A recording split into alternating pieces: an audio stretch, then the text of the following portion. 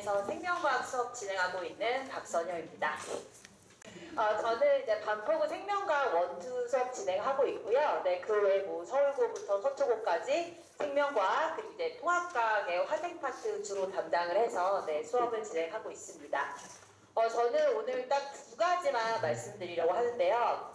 일단 생명과학이 이제 바뀌었으니까 이제 어떻게 바뀌었는지 그리고 누가 들어야 될지 언제부터 들어야 되는지 이제 그거에 좀 집중을 해서 오늘 설명드리도록 하겠습니다. 일단 이제 작년의 결과를 보면은 25년도에 수시에서 가장 경쟁률이 높았던 학과들이 생명과학, 생명공학, 환경이에요. 그리고 잊어버리면 안 되겠죠? 네, 의학 계열까지 요 이제 계열의 그 계열을 이제 아이들이 많이 선호하는데 이 학과들의 공통점이 핵심 과목은 안 하고 오면 감점이 될 수 있는 과목으로 지정한 것이 생명과학의 3개의 과목이 모두 다 포함되어 있어요.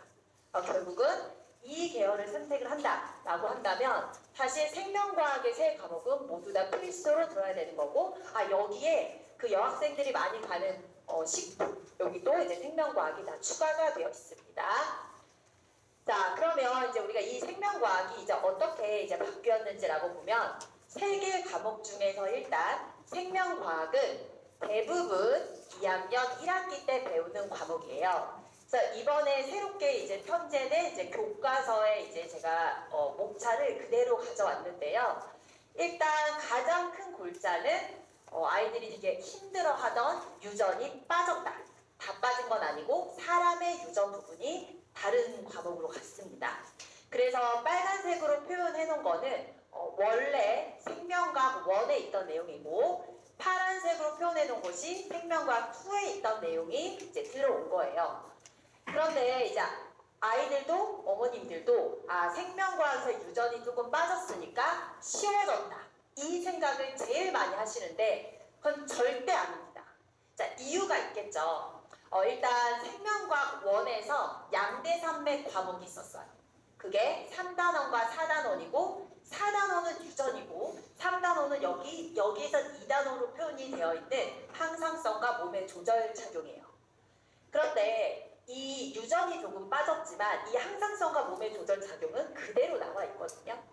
그리고 우리가 생명과학에서 생각보다 공부를 해보면 어렵다고 느끼는 이유가 사실 조금 외우면 되지 않냐라고 하겠지만 생명과학은 이제 그러한 유형에서 벗어난 지가 정말 꽤 됐습니다. 예를 들자면 자, 이번 연도 수능 문제예요. 이번 연도 다 2025년이죠. 자, 그러면 보시면 여기 계산이 많아요. 일단 기본적으로 계산이 많고요. 그리고 그냥 개념을 알아서 단순히 풀 수 있는 문제는 절대 하나도 없고 이렇게 주어진 자료들을 분석을 하면서 문제를 풀어줘야 돼요. 그래서 사실 생각보다 생명과학이 학교에서 제일 많은 아이들이 선택을 하거든요. 하지만 조금 생각보다 진입 장벽이 높은 과목이기도 합니다. 자, 두 번째 이제 생명과학에서 가장 이제 힘들어하는 이제 생물의 유전인데요. 크게 3개의 단원으로 이루어져 있고 3단원은 사실 그냥 단순한 암기라서 대부분의 내용의 한 거의 90%는 1, 2단원에 다 모여있다. 그런데 생명과학과 다른 점 혹시 보이시나요? 앞전의 생명과학은 한 단원에 소단원이 굉장히 많았죠. 근데 얘는 3개, 2개밖에 없어요. 그러면 그 이유는 뭐냐? 유전자 발현의 원리다라고 한다면 그 원리 내용이 굉장히 긴 거죠. 그러니까 수업 내용 자체가 호흡이 굉장히 길다? 단순히 암기해서 되는 거는 아니다. 그래서 일단 여기 사람의 유전, 아이들이 생명과학 1이었을 때 제일 어려워하는 부분 그리고 이 부분은 원래 생명과학 2에서도 킬러 파트예요. 유전 파트. 그래서 여기만 다 모아놓은 것이 생물의 유전 단원이다. 그래서 실제로 생물의 유전이 가장 어려운 것은 맞습니다.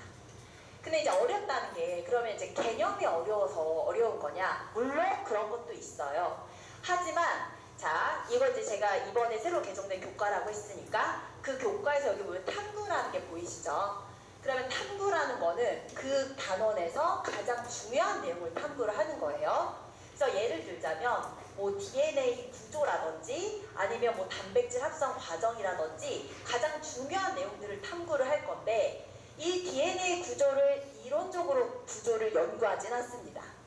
이렇게 숫자, 이런 자료 분석. 근데 이제 이런 것들을 내가 개념만 알고 개념만 그냥 한 번 배워서 이런 것들을 문제를 푼다? 제가 스스로 보실 거예요. 불가능하고요. 저도 계속해서 공부를 해요. 그만큼 어렵습니다. 그래서 이 생물의 유전을 선택해야 되는 학생들은 다회도 필수입니다. 이 단원을 이제 생명과학 2였으니까 배우지 않던 시절에도 아이들이 그냥 생명과학에서 유전을 최소 뭐 중학교 때부터 선행한 아이들은 5번, 그리고 최소 2번, 3번 이렇게 선행하고 왔어요. 그냥 사람의 유전 한 단원만도. 근데 이거는 하나의 과목이 됐잖아요. 그런데 한 번 배워서 된다? 절대 안 돼요. 그리고 이거를 지금 2학년 때 배우는 학교가 어디라고요? 상문고, 세화여고, 반포. 2학년 2학기 때 배웁니다.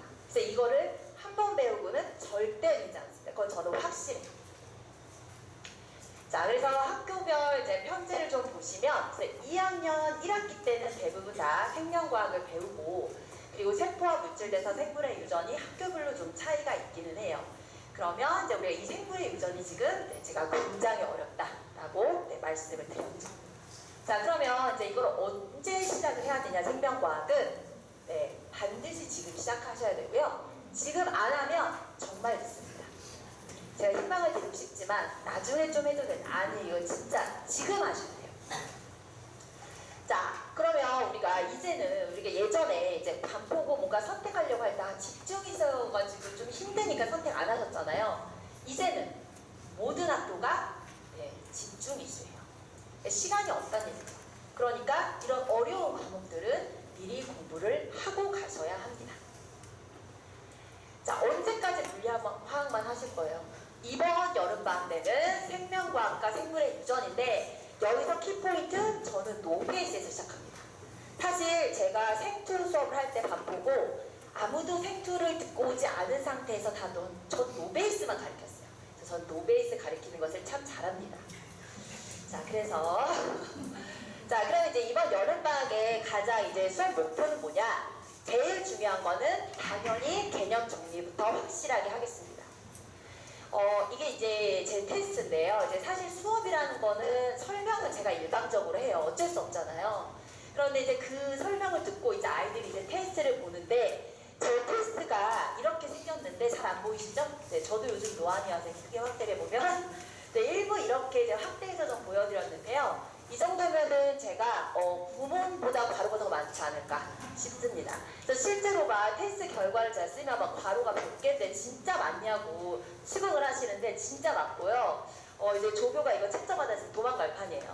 근데 이제 그래도 이걸 할 수밖에 없는 게 처음 배우잖아요. 저도 처음 배울 때 진짜 깜찍하고 좀 그런. 어쨌든 이렇게 막 쓰면서 공부를 했던 것 같거든요. 근데 요즘 애들은 쓰면서 공부 안 하잖아요. 테스트 볼 때 쓰게 하지 않으면 안 씁니다. 그래서 저도 이렇게 방법을 찾을 수밖에 없고, 그리고 제가 계속 말씀드리지만 저는 계속 노베이스를 가르쳐왔어요. 그러니까 아이들한테 심어주려면 이 방법이 최고더라고요. 자, 두 번째. 자, 생명과학에서 지금 이제 진입 장벽이 높은 이유가 자료 분석 때문이었잖아요. 그래서 이제 이 자료 분석을 이번 방학 때 좀 연습을 할 건데요. 만약에 내신 난이도가 이렇게 나온다. 내신 때 이렇게 대비를 해야 된다라고 한다면 저는 이번 방학 때 그 절반 정도만 할 거예요. 그 고난도 응용 문제는 사실 미안하지만 아이들이 지금 풀 수 있는 상황이 아닙니다. 그랬을 때는 개념과 그리고 빈출 유형을 좀 분석하는 데 더 집중을 할 건데요. 자, 지금 여기 보시면 자, 여기는 2025년 수능, 그리고 이거는 4년 수능, 그리고 이거는 3년 수능인데요. 다 동일한 문제들이 나오는 어떤 패턴이 있어요. 그러면 이런 유형의 문제들은 그쵸, 당연히 잘 풀 수 있도록 연습을 하고 가야 되는데 이게 지금 다 감수 분열이랑 관련된 내용이거든요. 그런데 안타깝게도 이 생명과학은 통합과학과 연계율이 굉장히 좀 떨어집니다. 사실. 그래서 아이들이 이건 1학년 때 한 번도 감수 분열이라는 것을 배우고 오지 않고 아이들이 마지막으로 배우는 거는 이제 중학교 때인데 중학교 때는 감수분열을 이렇게 배워요. 그러면은 이렇게 시험 보던 아이들이 이거를 푼다? 이제 풀 수 있다면 제가 또 똑같이 스승으로 모시겠습니다. 불가능하죠. 그러니까 연습을 시켜야 돼요. 그래서 이렇게 빈출로 나오는 유형의 문제들은 자, 제가 이렇게 이거는 제 수업 자료고요. 그래서 너 이러한 자료들을 분석을 하고 싶니? 그러면 자, 이런 것들을 알아야 돼 라고 해서 꼭 알아야 될 내용들을 이렇게 정리를 시켜주고 자, 옆에 있는 문제로 반복을 시킵니다. 중요한 건 반복이에요. 그리고 비슷한 유형을 반복시킵니다. 자, 이것도 마찬가지예요. 이건 제가 생물의 유전이랑 관련된 과목이죠. 네, 생투할 때 쓰던 수업 자료고요. 자, 이런 자료들을 이제 분석을 해야 돼. 그럼 어디서부터 시작을 할 거야? 아이들은 잘 모르죠.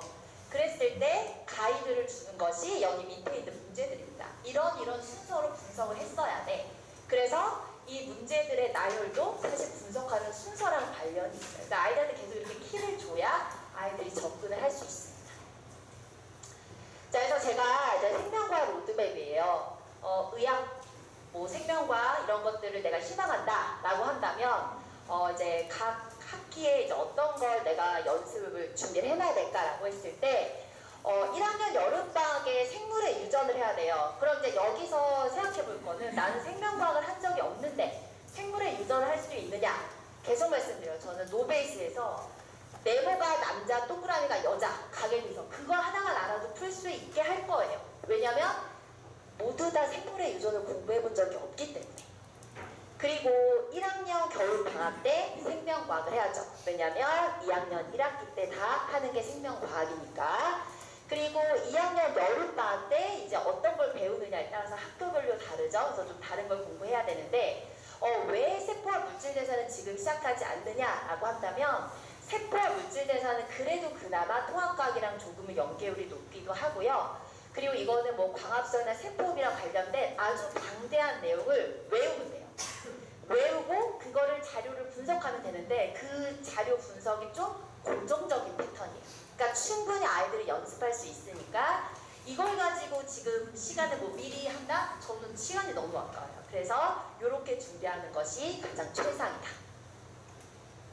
그래서 이제 시간표를 말씀드리면 생명과학은 자, 7회 수업이고 전 단원을 목표로 하고 있어요. 전 단원 배울 거고요. 그리고 제가 하는 수업 그리고 장재민 선생님이 하신 수업이 있는데 동일하게 7회 수업이고 주말과 주중에 2회씩의 추가 수업이 있어요.